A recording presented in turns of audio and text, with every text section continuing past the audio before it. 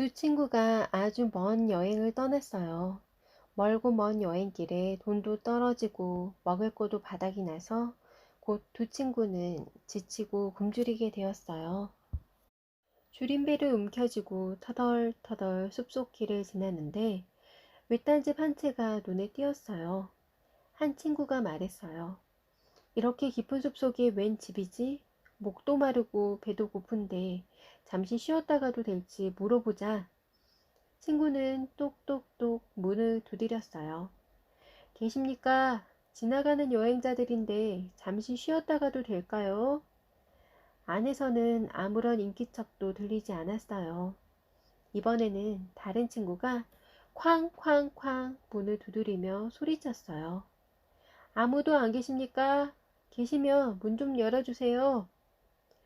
여전히 아무런 대답이 없었어요. 아무도 살지 않는 빈집인 걸까요? 두 친구는 살며시 문을 열고 집 안으로 들어섰어요. 집 안은 쥐죽은 듯 조용했고 사람은 흔적도 보이지 않았어요. 음식을 먹을 수 있다고 잔뜩 기대했던 두 친구는 실망해서 털썩 주저앉고 말았어요.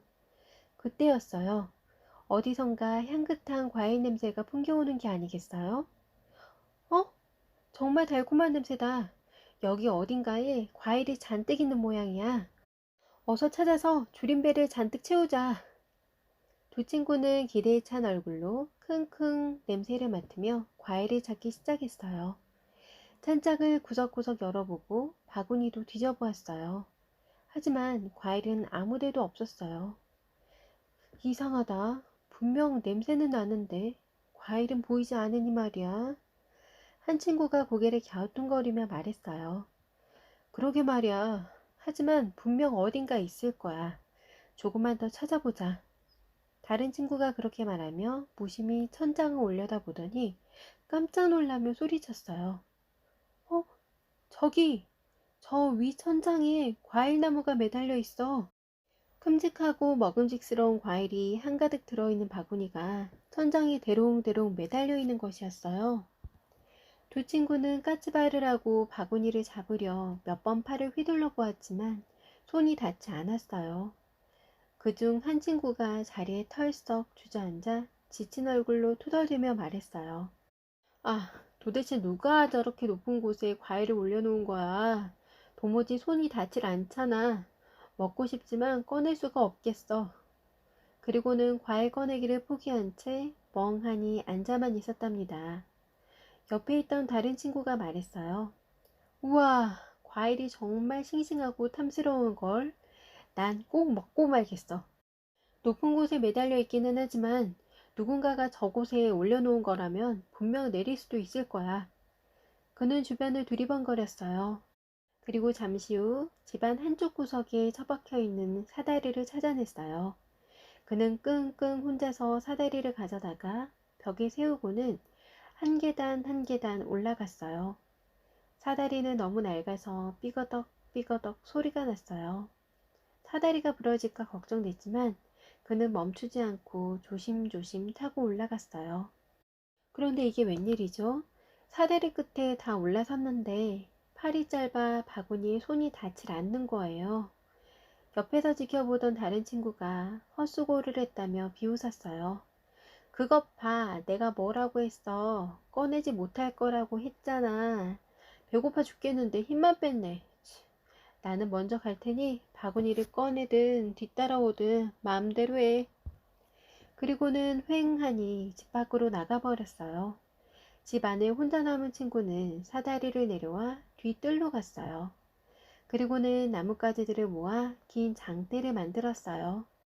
그리고 다시 낡은 사다리로 올라가 장대로 바구니를 매달아 놓은 줄을 당겨 마침내 과일을 꺼냈답니다. 물론 맛있는 과일을 배불리 먹었죠. 그리고 다시 힘을 얻은 친구는 무사히 목적지에 도착했어요. 과일 바구니 꺼내기를 포기했던 먼저 간 다른 친구는 어떻게 되었냐고요? 배가 고파 다음 마을에 도착하기도 전에 지쳐 쓰러졌지 뭐예요. 그래서 여행도 끝까지 하지 못하고 할 수 없이 집으로 돌아와야 했답니다. 학문이 깊고 현명하기로 널리 알려진 랍비가 있었어요. 사람들은 그의 뛰어난 지혜와 풍부한 학식에 늘 감탄하곤 했어요. 하지만 한 가지 안타까운 점이 있었는데 바로 얼굴이 너무너무 못생겼다는 것이었죠. 랍비님은 명석하시고 지혜로우셔서 그야말로 우리의 자랑인데 얼굴이 조금만 더 잘생기셨더라면 얼마나 좋았을까? 사람들은 저마다 한마디씩 했어요. 하지만 랍비는 아무리 사람들이 수군거려도 아랑곳하지 않았답니다. 한편 로마 제국에서는 아름다운 공주가 살고 있었어요. 크고 동그란 눈에 하얀 피부를 가진 아름다운 공주를 백성들은 무척 자랑스러워했죠. 어느 날 못생긴 랍비는 로마 제국에 들렀다가 공주를 만나게 되었어요. 아름다운 공주는 랍비를 보더니 깔깔깔 웃으며 말했어요. 어쩌면 그렇게 총명한 지혜가 이렇게 보잘것없는 그릇에 담길 수 있죠? 공주는 정말 예의 없고 무례했어요. 하지만 랍비는 조금도 개의치 않고 빙그레 웃으며 물었답니다. 공주님, 혹시 궁전에 술이 있습니까? 공주는 고개를 끄덕이며 말했어요. 물론이에요. 이 궁전엔 없는 게 없으니까요. 세상 어디에서도 맛볼 수 없는 귀한 술이 많답니다. 그럼 그 술이 어떤 그릇에 담겨 있는지 혹시 아시는지요? 그야 뭐 노주전자나 질 항아리에 담겨 있겠죠? 라삐는 깜짝 놀라며 되물었어요. 노주전자와 질 항아리라고요? 대로마 제국의 궁전에서 정말 그런 보잘것없는 그릇에 귀한 술을 담아 드신다는 말씀입니까? 금이나 은으로 만든 화려한 술병이 아니고요. 듣고 보니 공주도 이상하다는 생각이 들었어요. 대로마 제국의 황제께서 그런 보잘것없는 그릇에 술을 담아 드신다는 건 영 어울리지 않는 것 같았거든요.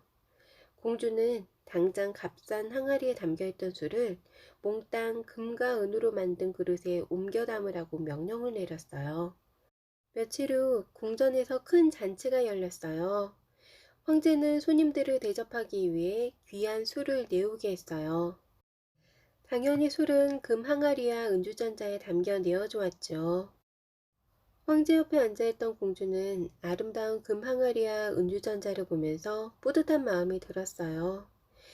이제 곧 손님들 앞에서 아버지가 칭찬을 하실 거야. 화려한 그릇을 잘 골랐다고 말이야.